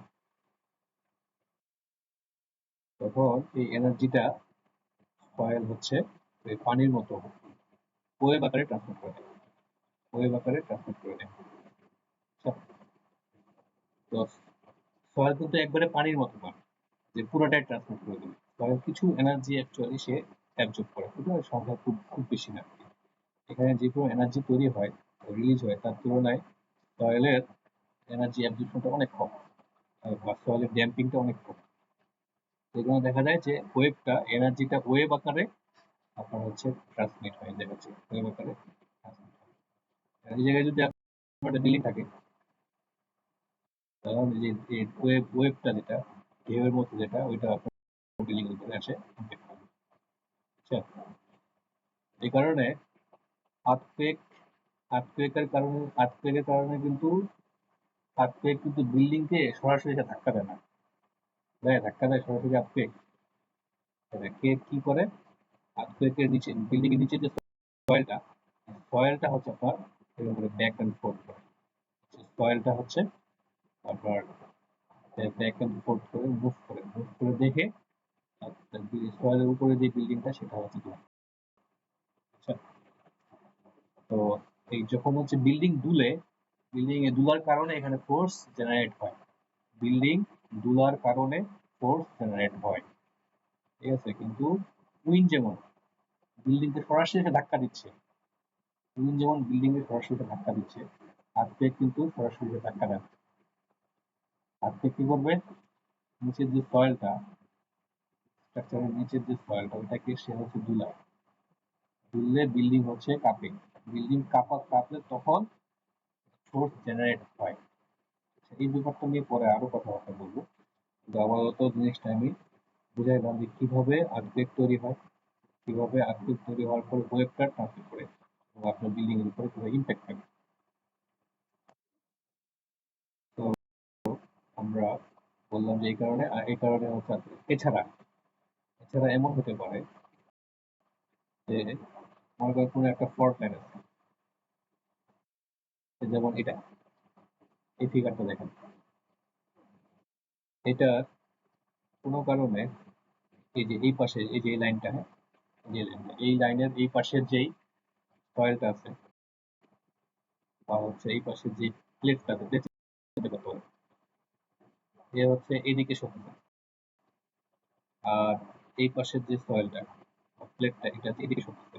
কি ঘটনা ঘটবে এক সময় এটা একটু ভেসে যাবে, একটু ইনক্লাইন হবে, তারপরে এক সময় টাচ করে ভেঙে যাবে, যখন টাচ করে ভেঙে যাবে তখন এখানকার যে এনার্জিটা, এখানে যত এনার্জি ঢুকছিল পুরোটাকে সে রিলিজ করে দেবে। এটাকে বলে elastic rebound theory. Elastic energy absorb করতে এক সময় যখন স্ট্রেন্থের থেকেও বেশি ফোর্স চলে আসবে তখন সে এনার্জিটাকে একবার রিলিজ করে দেবে। রিলিজ করে দিলে পুরো এনার্জিটা এখান থেকে প্রোপাগেট করবে। কিভাবে, মিডিয়ামটা হচ্ছে সয়েলের ভিতর দিক দিয়ে এনার্জিটা প্রোপাগেট করবে, যখন প্রোপাগেট করবে তখন ওখানে আবার ঢেউয়ের মতো করে, ঢেউয়ের মতো করে এভাবে আর্থকুয়েক তৈরি হয় এবং প্রোপাগেট করে। তো আর্থকুয়েক যখন প্রোপাগেশন করবে সয়েলের ভিতর দিক দিয়ে, তখন কিভাবে করবে তার একটা ফিগার, সুন্দর ফিগারটা কোথায় ভালো একটা ফিগার ছিল, অ্যানিমেশনটা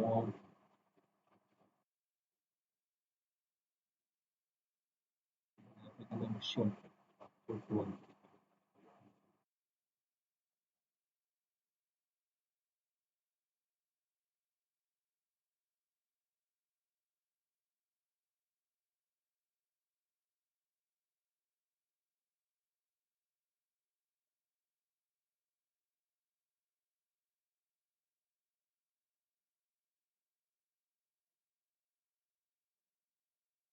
হ্যাঁ, আছে।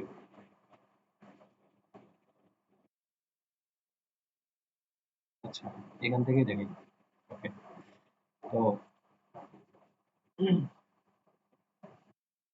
আমরা আমরা ছিলাম যে হচ্ছে আর্থকুয়েকটা হওয়ার পরে ওয়েভটা কিভাবে ট্রান্সমিট করবে। তো সেই যে সিসমিক যে ওয়েভটা, দুই রকম, একটা হচ্ছে বডি ওয়েভ আর একটা হচ্ছে সারফেস ওয়েভ। বডি ওয়েভ মানে হচ্ছে কি, ওয়েভটা যদি আপনার হচ্ছে সয়েলের ভিতর দিয়ে যখন পাস করবে, ঠিক আছে, সয়েলের ভিতর দিয়ে যখন পাস করবে এটাকে বলবে বডি ওয়েভ। সারফেস ওয়েভ হচ্ছে সারফেসে প্রথমে তো বডি, এখান থেকে যে আর্থকুয়েকটা প্রথমে সয়েলের ভিতর দিয়ে পাস করতে যখন সারফেসে আসবে তখন সারফেসটাকে আবার এভাবে দিলাম। দুই রকমের ওয়েভ, একটা সয়েলের ভিতরের ওয়েভ আর একটা হচ্ছে সারফেস ওয়েভ। তো বডি ওয়েভটা দুই রকমের, একটা প্রাইমারি ওয়েভ আর একটা হলো সেকেন্ডারি ওয়েভ। এটাকে সংক্ষেপে বলে P wave, S wave.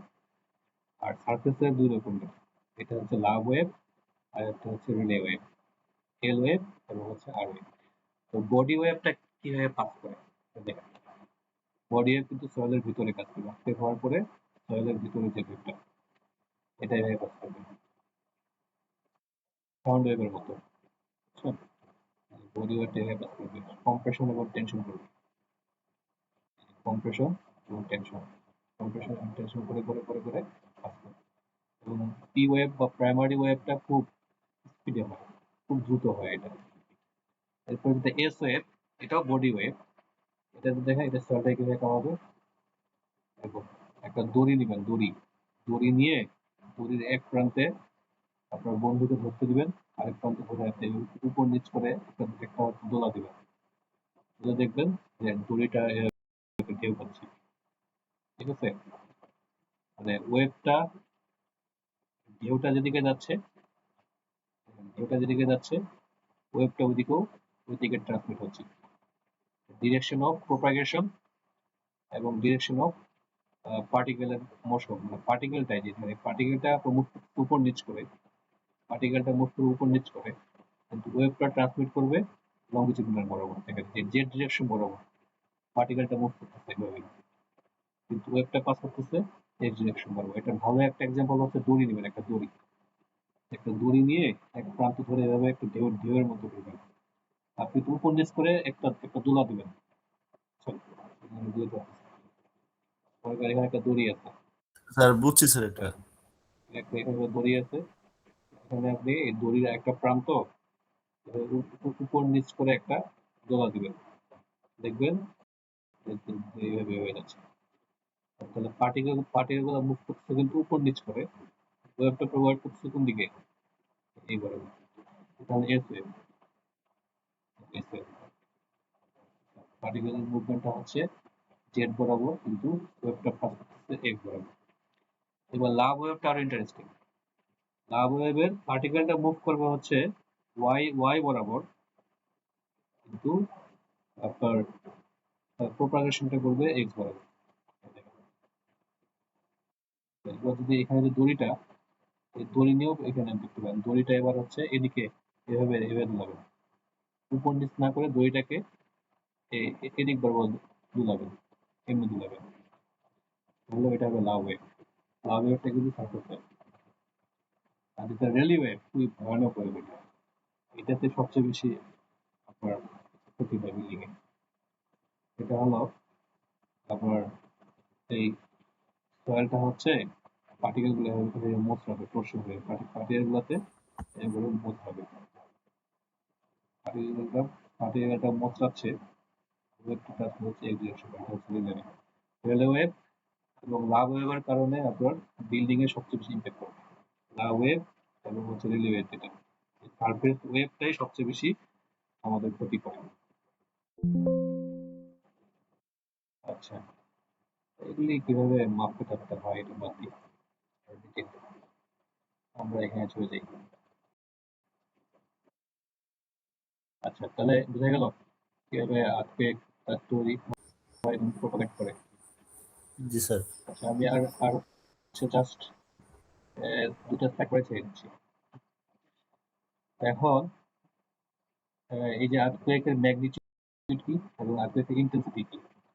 আর্থকুয়েকের magnitude সম্পর্কে কি জানার আছে? এখানে যদি বড় আর্থকুয়েক হয়, ঠিক আছে, অনেক বড় আর্থকুয়েক হয়, তাহলে তার আর্থকুয়েকের যে ম্যাগনিটিউডটা বোঝা হবে। Magnitude magnitude two, magnitude two মানে হচ্ছে আর্থকুয়েকের যে এনার্জি রিলিজ হয়েছে অল্প। ম্যাগনিটিউড 7 মানে হিউজ এনার্জি হচ্ছে রিলিজ হয়েছে, বুঝছেন? এটা হলো আর্থকুয়েকের ম্যাগনিটিউড। এবার ম্যাগনিটিউড গুলো এটা। আরেকটা আছে ইন্টেন্সিটি।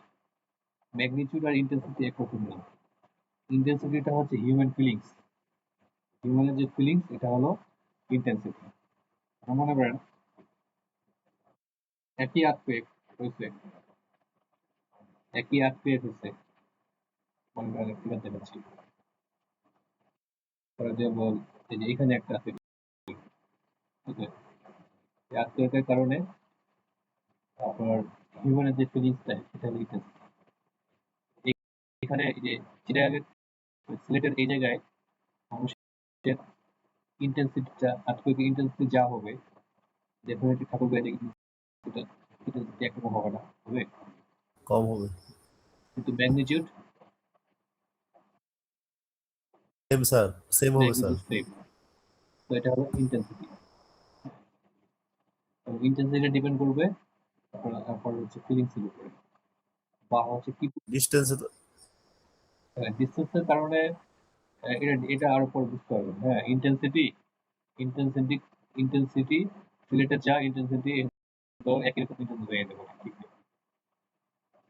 হ্যাঁ, শুধুমাত্র ডিস্টেন্সই একমাত্র কারণ না ইন্টেন্সিটি, যে দূরে থাকবো তাই আমার ইন্টেন্সিটি কম বিভিন্ন হইতে পারে। তো সেটা ডিপেন্ড করবে কয়েকটা জিনিস উপরে। একটা হচ্ছে হিউম্যান ফিলিংস, আর একটা হলো কি পরিমাণ ক্ষয়ক্ষতি হচ্ছে, এই দুটার উপরে ইন্টেন্সিটি ডিপেন্ড করবে। তাহলে এখন আমি একটা ভালো এক্সাম্পল দিই। মনে করেন একই ম্যাগনিটিউড আর্থকুয়েক হয়েছে এখানে, ঠিক আছে? বললাম যে 6 ম্যাগনিটিউড আর্থকুয়েক হইল, এটা হলো তার এপিসেন্টার। আর সিলেটে মনে করেন আপনি সব একবারে সিসমিক ডিটেইলিং করে বিল্ডিং করছেন, হেভি ডিটেইলিং করছেন, সবকিছু পারফেক্ট, ঠিক আছে? আর এই রাজশাহীতে এই জায়গায় মনে করেন খুব দুর্বল বিল্ডিং করছে, তাহলে ক্ষতি কোথায় বেশি হবে? ক্ষতি স্যার এখানে আপনার ডিজাইন উইক ছিল এখানে, তাই তো? জি স্যার, জি স্যার। তো এখানে ইন্টেন্সিটি বেশি কিন্তু আপনার ক্ষয়ক্ষতির পরিমাণ মানে এখানে যে ক্ষয়ক্ষতির পরিমাণ তো কম, কম হচ্ছে না, কাজেই জি এটা তখন বলা হবে যে এখানে আপনার ইন্টেন্সিটি কম, এখানে আপনার ইন্টেন্সিটি বেশি, ঠিক আছে? তো ইন্টেন্সিটি ডিপেন্ড করবে জি স্যার, কি পরিমাণ ক্ষয়ক্ষতি হচ্ছে তার উপর। এবং হচ্ছে হিউম্যান ফিলিংস এর উপরে, দুটাতে হচ্ছে আপনার ইন্টেন্সিটি আসবে। ম্যাগনিটিউড ম্যাগনিটিউড হচ্ছে সব ক্ষেত্রেই একটা কিলো ছয় কি বলে ঠাকুরগাঁয়ের লোকজনও বলবে যে 6 ম্যাগনিটিউডে আটকে হয়েছে, রাজশাহীর লোকজনও বলবে 6 ম্যাগনিটিউডে আটকে হয়েছে, আবার সিলেটের লোকজনও বলবে 6 ম্যাগনিটিউডে আটকে হয়েছে। ইন্টেন্সিটির বেলায় যদি এখানে সিলেটের যদি ক্ষয়ক্ষতি কম হয় তাহলে বলা হবে সিলেটে আটকে ইন্টেন্সিটি কম। কিন্তু এই 6 ম্যাগনিটিউড আটকে হওয়ার কারণে রাজশাহীতে যদি অনেক ক্ষয়ক্ষতি হয় তাহলে বলবো 6 ম্যাগনিটিউড আটকে হওয়ার কারণে রাজশাহীতে আটকে ইন্টেন্সিটিটা অনেক বেশি। তো তারপর জি স্যার, ডিসটেন্স দূরে থাকলেই যে ইন্টেন্সিটি কম হবে সেটা শুধু এই একটা প্যারামিটার উপর ডিপেন্ড করে। তবে ডিসটেন্স আর্থকুয়েক থেকে যদি দূরে যাবে তবে আপনার ইন্টেন্সিটি কম হওয়ার সম্ভাবনা বেশি। এটা একমাত্র প্যারামিটার না, আমি বলে দিচ্ছি এটা। তাহলে ইন্টেন্সিটি এবং এটা বুঝতে পারছো তো? তো ম্যাগনিটিউড যেটা ম্যাগনিটিউডের যে নাম্বারটা এটা 1 থেকে 10 পর্যন্ত হয়। Magnitude 1 2 dot dot dot dot dot হচ্ছে 10 পর্যন্ত হয়। ম্যাগনিটিউড 1 আর্থকুয়েক এখানে হয়ে আসতে পারে, এখান থেকে ম্যাগনিটিউড 1 আর্থকুয়েক এটা হলো রিক্টার স্কেলের মাপে। এগুলোতে ঢুকবো না, এগুলো পরিমাণ একটু অনেক এখন দেওয়া যাবে না। এই দেখেন ম্যাগনিটিউড 1 এর তুলনায় ম্যাগনিটিউড 2 কত বড়? এটা হচ্ছে আপনার কি বলে একটা কিউব দিয়ে বোঝানো হয়েছে। ম্যাগনিটিউড 5 যদি এটা হয় তাহলে ম্যাগনিটিউড 6 হবে এত বড়। ম্যাগনিটিউড 6 এর তুলনায় ম্যাগনিটিউড 7 হচ্ছে এত বড়। ম্যাগনিটিউড 7 এর তুলনায় ম্যাগনিটিউড 8 হচ্ছে এত বড়। 8 এর তুলনায় 9 হচ্ছে এত বড়। বুঝতে পারছেন? তার মানে দেখেন এটা কিন্তু লগারিদমিক তারপর রিলেশন ফলো করতে হয়। তো বলা হয় যে একটা আর্থকুয়েকের এনার্জি থেকে ম্যাগনিটিউড 1 থেকে ম্যাগনিটিউড 2 এর এনার্জির ডিফারেন্স হচ্ছে 32 গুণ। ম্যাগনিটিউড 6 এর তুলনায় ম্যাগনিটিউড 7 এর এনার্জির ডিফারেন্সটা হচ্ছে 32 গুণ। 8 এর তুলনায় 9 এর ম্যাগনিটিউড ডিফারেন্সটা হচ্ছে প্রায় 32 গুণ। এই জন্য দেখেন 8 যা আর 9 কিন্তু এত বড়। হ্যাঁ, তো এখন এই আপনার ম্যাগনিটিউড কোন ম্যাগনিটিউডের আর্থকুয়েকে কি পরিমাণ এনার্জি রিলিজ হয় সেটার একটা টেবিল এখানে আপনারা বুঝতে পারবেন যে আমরা 7 বা 8 ম্যাগনিটিউড আর্থকুয়েক হলে কি অবস্থাটা হবে। আমি হচ্ছে প্রথমে দেখাই যে এই ম্যাগনিটিউড 2 যেটা ম্যাগনিটিউড 2 হচ্ছে অহরহ হয়, বুঝছেন? এটা এটা এটা এটা হচ্ছে এখন পর্যন্ত 1,270,000 অনেক পার ইয়ার কিন্তু এটা। হ্যাঁ, বছরে 1 লাখের বেশি 1,270,000 10 লাখের বেশি আপনার ম্যাগনিটিউড আর্থকুয়েক হয় বছরে ওয়ার্ল্ডে 3 ম্যাগনিটিউড আর্থকুয়েক হয় 1 লাখের মতো roughly। 4 ম্যাগনিটিউড আর্থকুয়েক হয় 10,000। 5 ম্যাগনিটিউড আর্থকুয়েক বছরে হয় 1500। 6 ম্যাগনিটিউড আর্থকুয়েক বছরে হয় আপনার 150। 9 ম্যাগনিটিউড আর্থকুয়েক কিন্তু অনেক কম, বা 8 ম্যাগনিটিউড আর্থকুয়েক বছরে একটা হতে পারে, না হতে পারে, ঠিক নেই। 7 ম্যাগনিটিউড আর্থকুয়েক বছরে বিভিন্ন দেশে রাখলে 18টা, এটা কম বেশি করে আর কি, পরিসংখ্যান কম হইতে পারে বেশি হইতে পারে। তো বলা হচ্ছে যে এই 8 ম্যাগনিটিউডের আর্থকুয়েক হলে কি ঘটনা ঘটবে। তো 8 ম্যাগনিটিউডের একটা আর্থকুয়েক যদি হয়, ঠিক আছে, তাহলে ওইটা হচ্ছে আপনার ওয়ার্ল্ডের লার্জেস্ট নিউক্লিয়ার টেস্ট। হ্যাঁ, যে পরিমাণ এনার্জি রিলিজ করবে ওই পরিমাণ হচ্ছে 9 ম্যাগনিটিউড, 8 ম্যাগনিটিউড। আর 9 ম্যাগনিটিউড আর্থকুয়েক যেটা 9 বা 10, এটা আসলে এখনো হয় নাই। এটা পৃথিবীর সারফেসে যা আছে সবগুলো আকাশে ভাসবে। কিয়ামতের দিন স্যার। 10 ম্যাগনিটিউড আর্থকুয়েক মানে হচ্ছে সারফেসে যা আছে এগুলো সব আকাশে ভাসবে। 9 ম্যাগনিটিউডের আর্থকুয়েক হইলে এটা এই কয়েকটা নিউক্লিয়ার কি বলে বোম মারলে যে অবস্থা হবে এরকম একটা অবস্থা। কিন্তু আরেকটা আছে এখানে আপনার 9 ম্যাগনিটিউডের আর্থকুয়েক যদি হচ্ছে আপনি ধরে রাখতে পারেন, ধরে যদি হচ্ছে বিদ্যুৎ উৎপন্ন করতে চান, তাহলে আমেরিকা হচ্ছে কয়েক হাজার বছর ফ্রি বিদ্যুৎে চলতে পারবে এই পরিমাণ এনার্জি। তো হিউজ এনার্জি, এটা আমরা আসলে চিন্তা করতে পারি না, এটা রিলিজ হয়।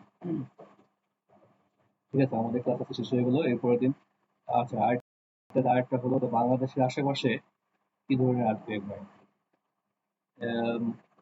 আসলে আমাদের বাইরেই, বাংলাদেশের বর্ডারলাইনের বাইরে বড় বড় আর্থকুয়েক হচ্ছে। 8 ম্যাগনিটিউডের আর্থকুয়েক হয়েছে অনেক বছর আগে, খুব সম্ভবত কত, এই যে 8.7 ম্যাগনিটিউডের আর্থকুয়েক হচ্ছে 1897 সালে। তখন নাকি আমাদের যে পদ্মা আছে না, যমুনা আছে না, যমুনা নাকি আগে ময়মনসিংহ ওদিক দিয়ে আসতো যমুনা। জি স্যার। এই আর্থকুয়েকের পরে যমুনা এখন এই যে জামালপুর দিয়ে চলে আসে, ওরা যমুনায় শিফট হয়ে গেছে এই আর্থকুয়েকের পরে 1897 সালে। পরে আরো অনেকগুলি আর্থকুয়েক হয়েছে, দেখে নিন। ঠিক আছে, তাহলে আমরা এই পরের দিনের ক্লাসটা ট্রাই করবো, এটা হচ্ছে শেষ করে দেবো। ঠিক আছে, অ্যাটেন্ডেন্স স্যার প্রেজেন্ট নেবেন না স্যার? দিব তো 3 সেকশন এতগুলো রাখতে হবে। নেই স্যার যারা যারা আছে স্যার শুধু নিয়ে স্যার রোলগুলো লিখে দেই। তাহলে সিকোয়েন্স করে দেন, কে কে লিখবে। আচ্ছা এটা আর ঝামেলা হচ্ছে পরে আবার আমাকে স্যার এইভাবে নিয়ে নেন স্যার। তুলতে হবে।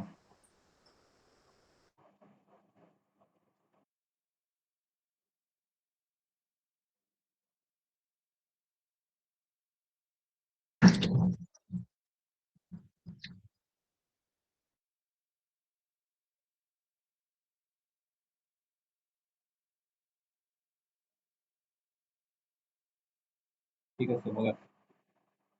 22205038,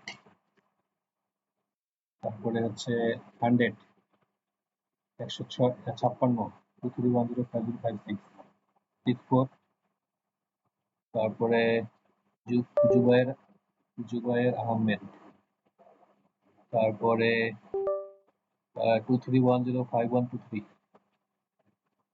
23105129, রেগুলার কি এটা? রেগুলার তো। তারপর হচ্ছে 136, এবার regular roll number 3।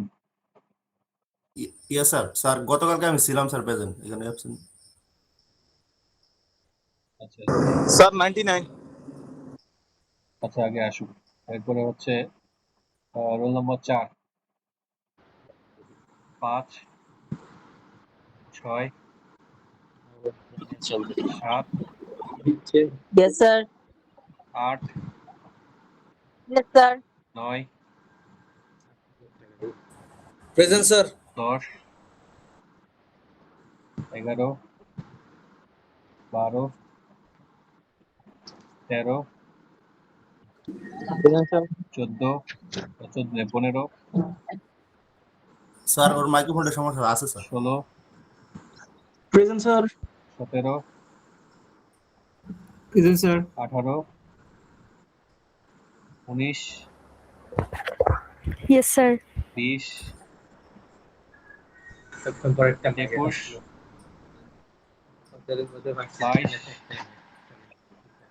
23, 24, Present, sir. 25, Yes, sir. 26, 27, 28, present sir. 29, 30, 31, yes sir. 32, 33, Present, sir. 34, Yes, sir. 35, 39, 40, Yes, sir. 42, Present, sir. 43, 44, 45, present sir. Sir, 44. 37, Present, sir.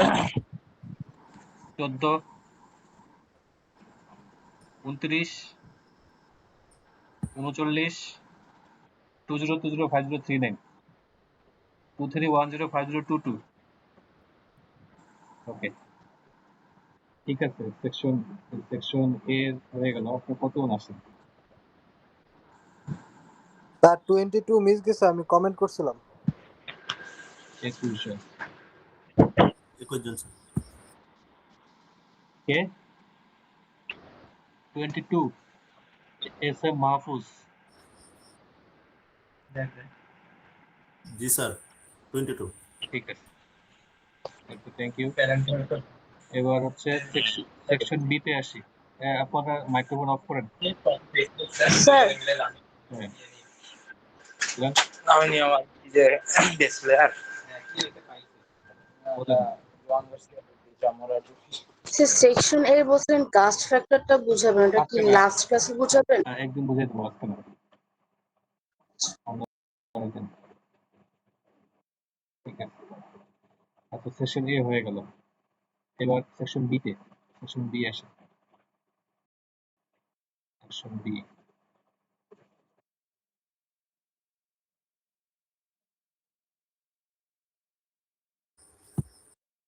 Sir আমরা চলে যাবো স্যার। হ্যাঁ হ্যাঁ হ্যাঁ, চলে যেতে পারেন। সেকশন এ চলে যেতে পারেন চাইলে। আচ্ছা, 20205077।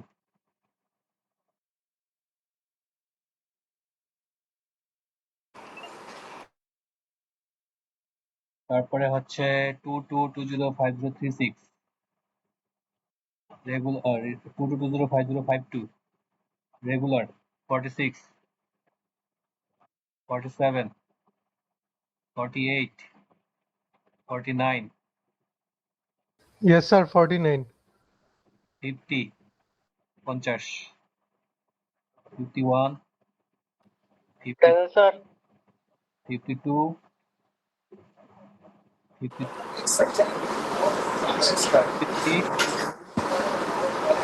54, Present, sir.